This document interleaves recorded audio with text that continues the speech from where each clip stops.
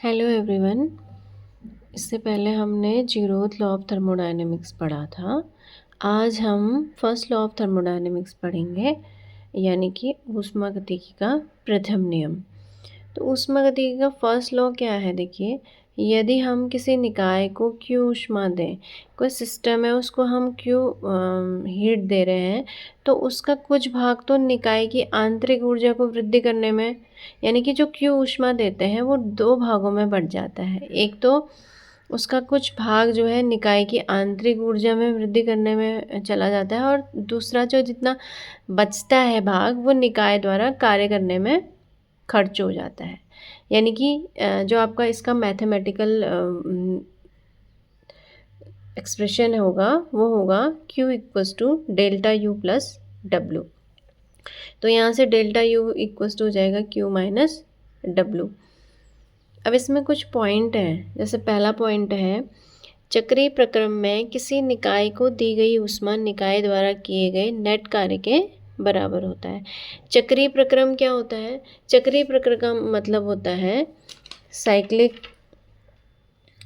जो है एक प्रोसेस होता है। चक्रीय प्रक्रम जो है वो आप ऐसे समझ सकते हो, जैसे कोई सिस्टम है, वो उस सिस्टम जो है उसमें बहुत सारी फेजेज होंगी, बहुत सारी अवस्थाएं होंगी, उससे गुजरता हुआ अपनी प्रारंभिक जो उसकी इनिशियल अवस्था थी उसमें वापस लौट जाता है। तो ऐसे प्रक्रम को हम चक्रीय प्रक्रम कहेंगे।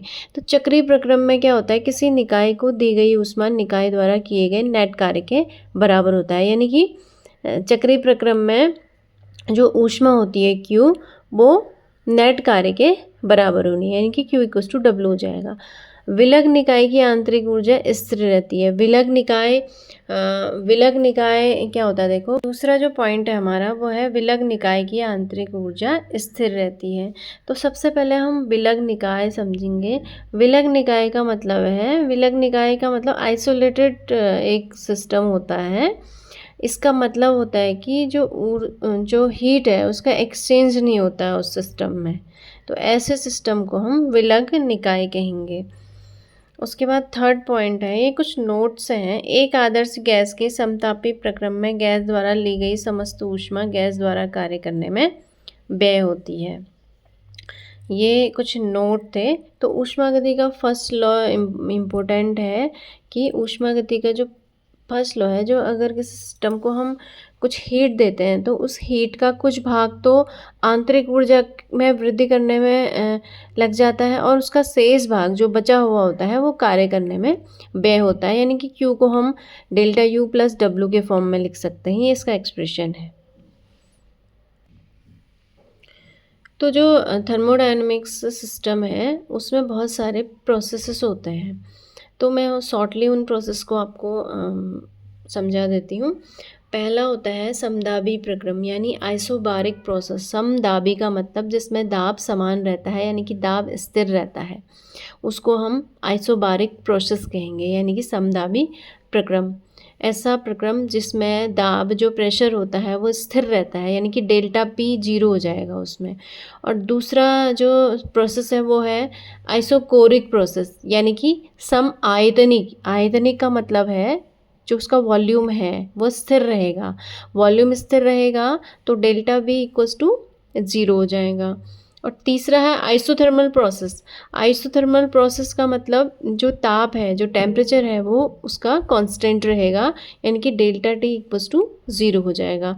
और चौथा आपका प्रोसेस है वो है एडियाबेटिक प्रोसेस। एडियाबेटिक प्रोसेस क्या होता है? ऐसा प्रोसेस जिसमें हीट का एक्सचेंज 0 होता है, यानी कि उसमें जो Q होगा वो कितना होगा?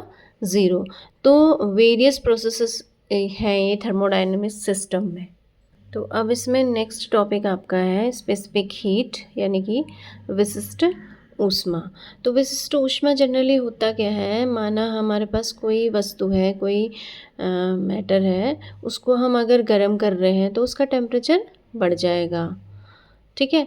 तो जो वस्तु का टेम्परेचर बढ़ जाएगा तो वस्तु का जो हीट होगा, वस्तु को गर्म करने के लिए हमको किसकी ज़रूरत पड़ी? हीट की ज़रूरत पड़ी। तो हीट किसके प्रोपोर्शनल होती है? हीट प्रोपोर्शनल हो जाती है उस वस्तु के द्रव्यमान, यानी कि उस वस्तु के मास और उस वस्तु के जो टेम्परेचर में हमने वृद्धि की थी उसके दोनों के प्रोपोर्शनल हो जाती है हीट, यानी कि Q proportional to M into delta T। तो अगर प्रोपोर्शनैलिटी साइन हटाएंगे तो हमारे पास एक आएगा कांस्टेंट, ये कांस्टेंट आया C, Q equals to C M into delta T. तो यहाँ से C इक्वस टू निकल गया हमारा Q upon M delta T। तो ये ही C, इसी को हम स्पेसिफिक हीट कहेंगे, इसी कांस्टेंट को। और इसकी डेफिनेशन निकालने के लिए हम क्या करेंगे, या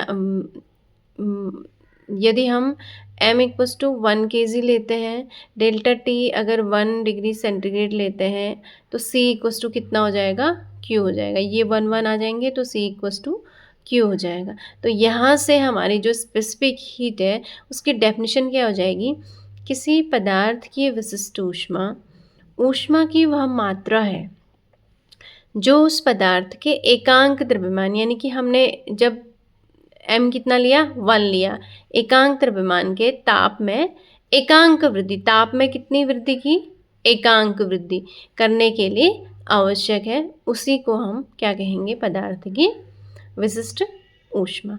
तो ये स्पेसिफिक हीट हो गया। इसका जो यूनिट हो जाएगी, ये हो जाएगी Q की यूनिट हो जाएगी किलो कैलोरी पर, जो मास है उसका हो गया kg, और डेल्टा T इसका डिग्री सेंटीग्रेड। तो इसकी ये यूनिट हो गई स्पेसिफिक हीट।